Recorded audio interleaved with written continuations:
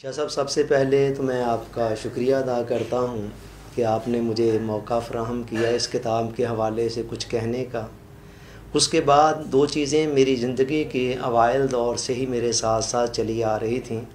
एक तो इस्लाम को स्टडी करना, कुरान को, अहादीस को, और इत्तेफाक से मुझे फ़ील्ड भी कुछ ऐसा मिल गया कि मैं एक मस्जिद के अंदर जुमे का ख़तीब पिछले 20-22 साल से रहा हूँ, और ये मैं अपने एक शौक़ के तहत इस फील्ड में आया था।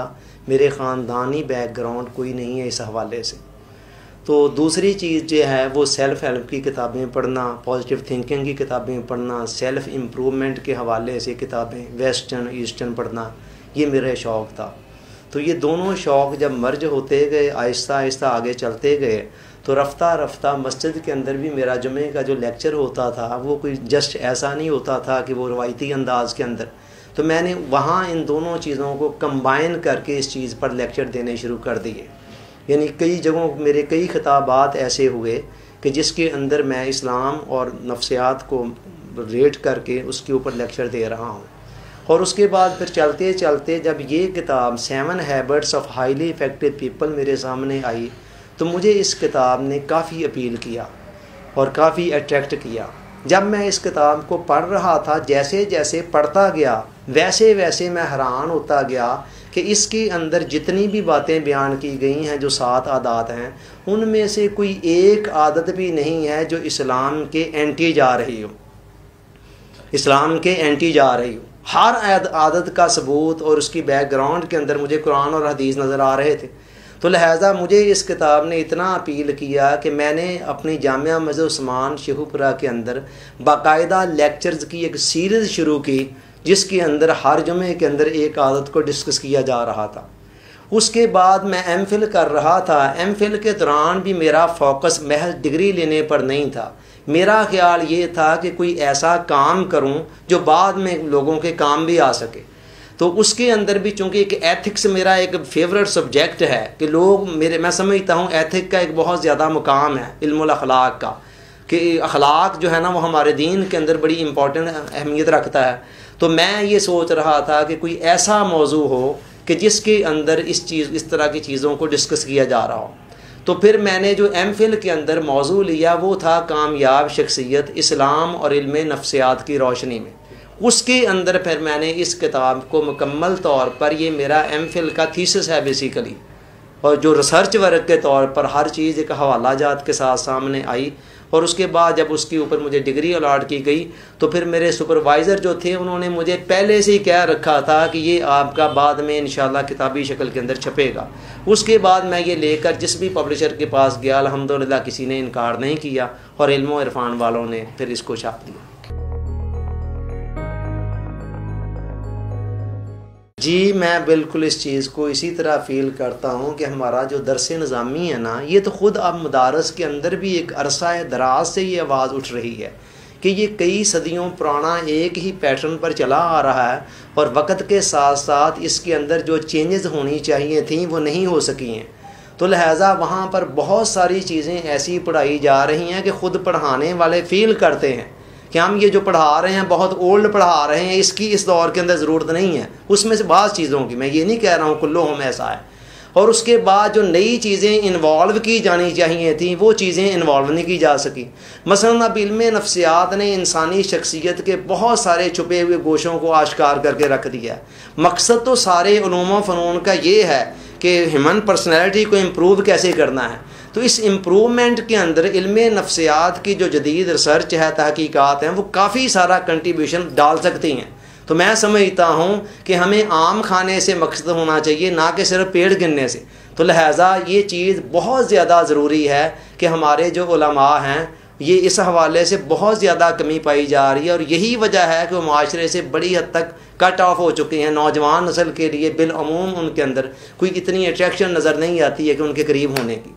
तो एक रवायती अंदाज़ के अंदर, घिसे पिटे अंदाज़ के अंदर वो लेक्चर बिलअमूम इल्ला माशा अल्लाह एक्सेप्शनल केसेस हर जगह पर होते हैं, लेकिन आम तौर पर जो डगर चल रही है वो सही नहीं है। सवाल के पहले हिस्से का तल्लक है, क्या ये पॉजिटिव है? मैं समझता हूँ ये मुकम्मल तौर पर पॉजिटिव है। देखें, हुज़ूर अलैहिस्सलाम ने हमें एक बड़ा खूबसूरत असूल दिया। फरमाया जो हिकमत की बात है वो मोमिन की अपनी ही गुमशुदा मीरास है, वो जहाँ से भी मिलती है ले लेता है। अब जहाँ से मिलती है ले लेता है, इसका मतलब ये है वो गोरा है या काला है, हिंदू से मिल रही है, सिख से मिल रही है, ईसाई से मिल रही है, जहाँ से भी मिल रही है उसकी अपनी ही मिरास है। चूँकि हिकमत का मंबा सरचश्मा तो खालके कायनात की ज़ात है, और खालके कायनात के साथ जितना तल्लक एक मोमिन का है या होना चाहिए वो और किसी का भी नहीं है। तो जो चीज़ मेरे खुदा की है वो एक्चुअली मेरी ही है, मुझे जहाँ से भी मिलती है, कताए नज़र इसके। हमारे यहाँ इस हवाले से बड़ी एक लिमिटेड सोच पाई जाती है, और मुझे पता था कि इस हवाले से भी एतराज़ होगा। जितने एतराज़ात इस हवाले से उठ सकते थे ना, वो सारे के सारे एतराज़ात मैंने मुकदमे के अंदर ख़ुद उठाकर उसके ऊपर साथ साथ जवाबात भी दे दिए। और मुझे इस किताब के लिखने के बाद, मंजर आम पर आने के बाद, कई तबकों की तरफ से ये एतराज़ भी आया कि जी ये अंग्रेज़ों की क्या बात है, आप अपनी बात करें, अपने अकाबरीन को लें। मैंने कहा कि ये मेरे मुकदमे को पढ़ें, वहाँ से आपको इस तरह के सवालों का जवाब मिल जाएगा। तो पहली बात तो आपके ये है कि ये पॉजिटिव चीज़ है और इसको होना चाहिए, इसको लेना चाहिए, इसको यहाँ प्रमोट होना चाहिए। और दूसरी बात जो आपने कही कि एक लिमिटेड सा तबका इस हवाले से कुछ तहफ़्फ़ुज़ात रखता है या उस हवाले से उसको एंटी लेता है, तो मैं समझता हूँ वो अपने नॉलेज की कमी है, वरना ऐसी बात कोई नहीं है। ये इतना एक बात थोड़ी सी एहतियात मलहूज़े खातिर रखनी पड़ेगी। जो असूल हमें दिया गया है वो है ये खुज़ मा सफ़ा वदा मा कादरा, जो साफ़ है वो ले लो, जो गदला है उसको छोड़ दो। लिहाजा लेते वक्त कोई भी चीज़ म्यार फाइनल जो कसवट्टी है, अल्टीमेट हमारे पास क्राइटेरिया है, वो कुरान और हदीस होगा। लिहाजा जो चीज़ भी उसके एंटी हो उसको छोड़ दो, लेकिन उसके एंटी का छोड़ते छोड़ते इनकार करते हुए जो पॉजिटिव चीज़ है जिसकी हमायत के अंदर कुरान और हदीस भी मौजूद है, इसका तो इनकार नहीं होना चाहिए।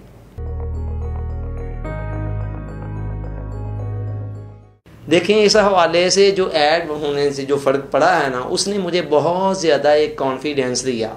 अब जब मैं पलट कर देखता हूँ कि ये किताब मैंने लिखी है, तो कभी कभी थोड़ी सी ऐसी हैरानगी सी भी होती है। और ये किताब एक बहुत बड़ी मेरी शनाख्त और एक हवाला बन गई, और बहुत सारे लोगों ने इसको पढ़ा। मुझे फ़ीडबैक मिलता रहता है बज़रिया ईमेल, बज़रिया टेलीफोन वगैरह। तो लोग बताते रहते हैं कि हम आपकी किताब को पढ़ रहे हैं और इससे बहुत कुछ इस्तेफ़ादा कर रहे हैं। तो इस किताब के हवाले से आपकी तरफ से कोई क्वेश्चन नहीं आया। मुझे अगर इजाज़त दें तो एक दो बातें उसके हवाले से मैं दिलचस्प आपको बता दूँ। मुझे बाद लोगों ने ये ऑब्जेक्शन किया कि जी आपने ये तो कुरान और हदीस को ताबे कर दिया है वेस्टर्न थिंकिंग के। मैंने कहा हर चीज़ को देखने के दो रुख होते हैं, ये आपकी मर्ज़ी है, आप यूँ समझ लें या यूँ समझ लें कि मैंने जदीद सोच को कुरान और हदीस के ताबे कर दिया है, ये साबित करके कि देखें जो बातें आज अंग्रेज़ों की तरफ से कहीं जा रही है वो सारी की सारी बातें तो पहले से हमारे पास मौजूद हैं। मिसाल के तौर पर शाह साहब, आप बहुत अच्छे तरीके से इस किताब को, इसकी ओरिजिनल किताब भी आपने पढ़ी हुई है, दो हवाले जस देना चाहूँगा। एक जगह पर आया कि जी जीत जीत या फिर नो डील, जीत जीत या नो डील, या तो ये डील करो तो ये सोच करके अगला भी जीते मैं भी जीतूँ, अदरवाइज फिर ये है कि नो डील करो।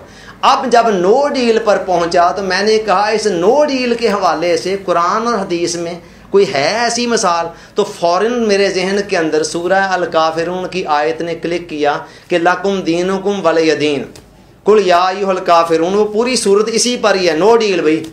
मैंने मसला ऐसा था, काफिरों ने कहा जी एक साल आप हमारे खुदाओं की बात कर लें, एक साल हम आपके खुदा की बात कर देते हैं। अब यहाँ कंप्रोमाइज़ वाली बात ही कोई नहीं थी, दरमियानी राह ही कोई नहीं थी। शिरक और तौहीद के दरमियान में कुछ भी नहीं है, ब्लैक एंड वाइट के दरमियान में नहीं है कुछ। तो लिहाजा कुरान ने कहा कि भाई नहीं, यहाँ डील वाली बात कोई नहीं है, लिहाजा नो डील पे इत्तेफाक कर देते हैं, लकुम दीनुकुम वलिय दीन, तुम्हारे लिए तुम्हारा दीन और हमारे लिए हमारा दीन। इसी तरह एक जगह पर आया था, यानी कि ना हर एक के जीत वही जीतना जीतने देना, जीतना और जीतने देना के अंदर ही मैंने कहा कुरान और हदीस के अंदर क्या है इस हवाले से।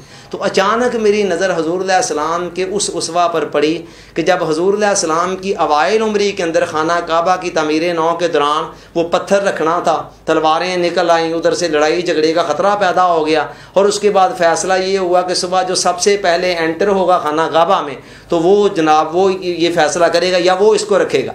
अब हुज़ूर अलैहिस्सलाम के पास अथॉरिटी थी, लेकिन आपने वो सब की जीत वाली जहनीत के पेश नज़र आपने क्या किया, एक चादर बिछाई, उसके ऊपर पत्थर को रखा और सारे के सारे कबीलों के सरदारों को बुलाकर उनको कहा जी आप एक एक कोना पकड़ें और सारे मिलकर वहाँ तक ले जाएं। ये था आप जीतना और जीतने देने वाली सोच। तो अल्हम्दुलिल्लाह मैं ये समझता हूँ कि जितनी बातें लिखी हैं अला वजहल बसीरत लिखी हैं, पूरी शरह सदर के साथ लिखी हैं, अलफ से लेकर ये तक पूरी किताब में से किसी भी पॉइंट के ऊपर किसी भी वक्त कोई इतराज़ अगर सामने आता है या कोई बात करता है तो अल्लाह का शुक्र है कि पूरी दिलो दिमाग की गहराइयों और इत्मीनान कल्ब के साथ शरह सदर के साथ लिखी हुई है, उसका जवाब दे सकता हूँ। जी शाह साहब, बिल्कुल ऐसे ही है चीज़ें। आप अगर इसके अंदर गौर से देखेंगे ना तो एक जगह पर पॉजिटिव थिंकिंग के हवाले से इसकी आखिरी 2 फसलें जो है ना वो मेरा अपना एडिशन इस किताब से बिल्कुल हटकर है, यानी वो ओरिजिनल किताब के अंदर नहीं थी। उसके अंदर एक पॉजिटिव थिंकिंग की भी यानी कि टॉपिक है। पॉजिटिव थिंकिंग के अंदर मैंने कमो बेश 10-15 मिसालें कुरान और हदीस से ऐसी दी हुई हैं, जस्ट यानी कि देख में से चंद दाने, कि जहाँ कदम कदम पर पॉजिटिव थिंकिंग नज़र आ रही है। मसलन हज़ूर अलैहिस्सलाम एक दुश्वार गुजार घाटी में से गुजर रहे हैं और रास्ता तंग है। सहाबा से पूछा इस जगह का नाम क्या है, उन्होंने कहा अद्दैका। अद्दैका अरबी ज़बान के अंदर कहा जाता है ऐसी जगह को जो नैरो हो, तंग हो, उस जगह की तंगी की बना पर उसका नाम रख दिया गया था अद्दैका, तंग जगह। हुज़ूर अलैहिस्सलाम ने फरमाया नो, आज के बाद इसका नाम होगा अल युसरा, आसानी वाली जगह, फराखी वाली जगह। हालांकि अब नाम के चेंज करने का फ़लसफ़ा यहाँ क्या है, जस्ट पॉजिटिव थिंकिंग, इसके अलावा कुछ भी नहीं है। वरना वो नाम के चेंज कर देने से वो जगह तो खुली नहीं हो गई है। लेकिन इल्मे नफ्सियात का जो कायदा है वही यहाँ पर यूज़ किया जा रहा है कि जो कुछ जहन जिस तरह जिस चीज़ को लेता है वो फिर उसी रंग के अंदर वो चीज़ सामने आती है। तो मैं समझता हूँ कि इस दौर के अंदर बहुत ज़्यादा इस बात की भी ज़रूरत है, एक तो हम स्टडी करें गोरों ने किया क्या है। गोरों ने हर चीज़ को रिसर्च माइंड के तहत देखा। देखें अल्लाह के जो कवानीन है ना वो किसी का लिहाज नहीं करते। पानी के एक गिलास के अंदर 2 चम्मच आप चीनी मिलाएं तो उसने मीठा हो जाना। ये कानून अल्लाह का काफरों के लिए भी है, मुसलमानों के लिए भी है, सेम है हर एक के लिए। इसी तरह अल्लाह ताला ने जो जो कवानीन भी बनाए हुए हैं ना वो सारे के सारे सब के लिए ही हैं। जो बंदा जितनी मेहनत करेगा उन कवानीन को एक्सप्लोर करने में, उनको डिकोड करने में, वो उतना ही कामयाब होता चला जाएगा। अब उन्होंने क्या किया गया है, उन्होंने गौर व फिक्र किया है डेप्थ के अंदर जाकर। हम अगर डेप्थ के अंदर जाएं तो हमारे पास कुरान और हदीस की सूरत के अंदर जो बेसिक सरचश्मे हैं वहाँ से हम रोशनी लेकर उनसे कहीं ज़्यादा आगे निकल सकते हैं।